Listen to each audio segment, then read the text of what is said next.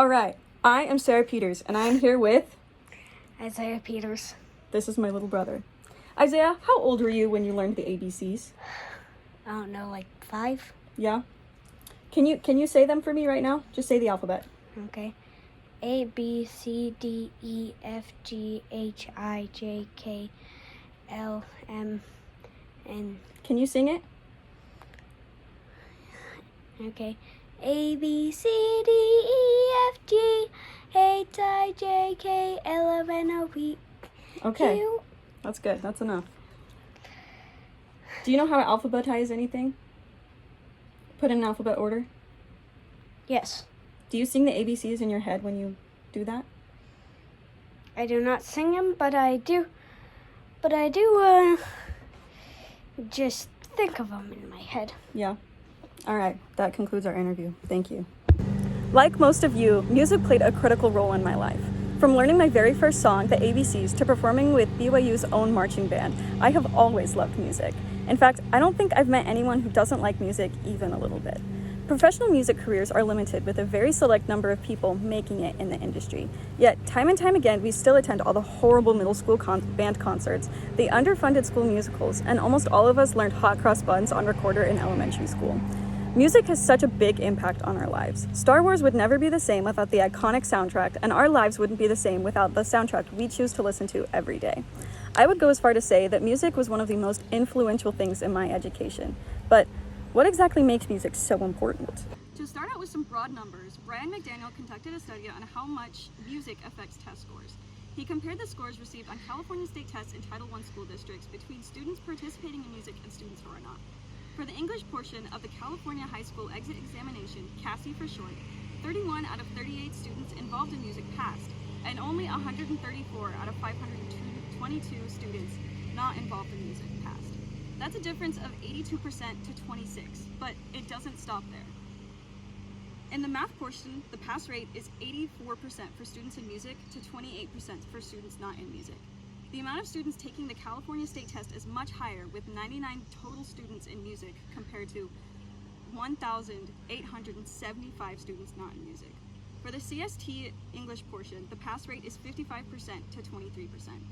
43% of students in music pass the math portion of the CST, and only 6% of students not in music passed. That's only 107 students out of almost 2,000. It is clear that there's a pattern here. In their article, Brain-Based Research on the Positive Impact of Music on Individuals, Playcore suggests the multisensory nature of music stimulates neuroplasticity in an extraordinary way because of the multiple neural systems and action simultaneously. And when we engage more regions of the brain simultaneously, we create the conditions necessary for deeper cognition, improved memory, and enhanced processing abilities. This is especially important in young children, but we usually don't see the effects of music on cognitive development until much later in life. There are only a few ways we can observe the change music makes on children's brains as they grow. One of the biggest ways we can study the effect on music on young children is with self-regulation. Laura Bentley and her team implemented a program called RAMSAR, which stands for Rhythm and Music Self-Regulation, in preschools in Australia. In this program, students receive 8 weeks of 16-minute rhythmic movement activities involving body percussion, moving to the beat, playing the beat, and dancing. They found that at the end of this program, students showed signs of improved emotional self-regulation and improved cognitive ability, specifically in boys. Improved cognitive and behavioral regulation, higher scores on executive function, higher in girls, school readiness, and visual motor coordination. Possibly the biggest impact of what music does to us isn't connected to the intellectual side of things, but rather the emotional. As a species, we love music because it makes us feel something. I, for one, have a playlist for almost every mood. Happy, sad, angry, hopeful, love, the list goes on. Music unites people together and gives them a place to belong. In her thesis paper, For the Love of Music, Alexandra Andreasen researched how extracurricular activities, namely music, benefited students. She found that extracurricular activities promote school identification and belonging, which increases academic achievement. The students she surveyed reported that they felt at less risk of substance abuse, skipping school, dropping out, and crime. She said, music has a mostly positive effects on IQ and intelligence, but this influence is often indirect, mediated by its effects on emotions, happiness, stress levels, and more, which then influence cognitive ability. Music in itself is a reward, which results in a better quality life for all involved. Lisa May and Brenza Brenner wrote an article about a violin project in elementary school. First and second graders were given violin instruction, with third and fourth graders given optional instruction. There was large and small group instruction. The impact of this project on the students was astonishing. Students were given an identity and a place to belong. Parents became more involved because their students loved music so much and they wanted to support them. One parent wrote that her son loved playing the violin and that it had changed what she saw in him. She reported that he was a pretty rough and tumble kid who had started getting in trouble, but that violin had made him think in a different way. So, if music does all of this, why isn't it widely integrated into classrooms across the nation? What's stopping teachers, educators, and administrators from implementing music?